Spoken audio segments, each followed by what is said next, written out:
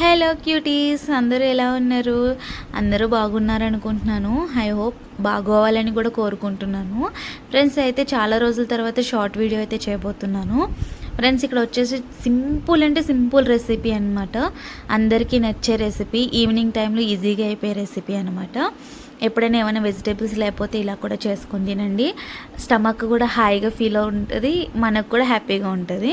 And ఇక్కడైతే first చూసారు కదా, దానికి కావాల్సిన చిన్న చిన్న ఐటమ్స్. ఇక్కడ పెరుగు అయితే కలిపి పెట్టుకున్న రైస్లో. ఇక్కడ రైస్ ఉడకబెట్టుకుని చల్లార్చుకున్నాక పెరుగు, వాటర్, సాల్ట్ మిక్స్ చేసి పక్కన పెట్టేశాను.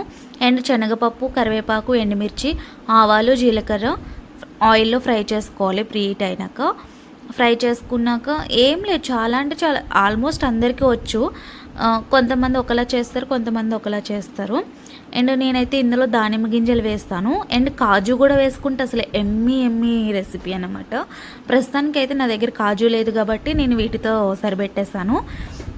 మీరైతే ఉంటే వేసుకోండి. చాలా అంటే చాలా బాగుంటుంది, కమ్మగా.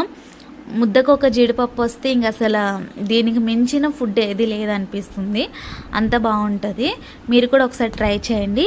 వీడియో నచ్చితే కనుక లైక్ చేసి, షేర్ చేసి, సబ్స్క్రైబ్ చేసుకోండి. మర్చిపోవద్దు, గంట సింబల్ కూడా నొక్కేసేయండి. Okay friends, bye bye.